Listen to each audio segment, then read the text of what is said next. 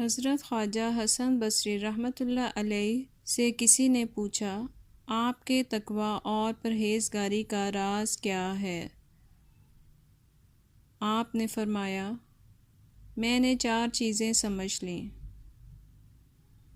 پہلی، مجھ سے میرا رزق کوئی چھین نہیں سکتا،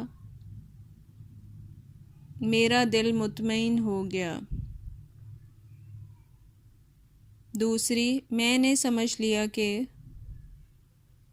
میں نے خود عبادت کرنی ہے تو کوئی دوسرا میری عبادت نہیں کر سکتا، تو میں نے عبادت شروع کر دی۔ تیسری، میں نے سمجھ لیا کہ اللہ عز و جل مجھے دیکھ رہا ہے، چنانچہ مجھے گناہ سے شرمندگی محسوس ہوئی۔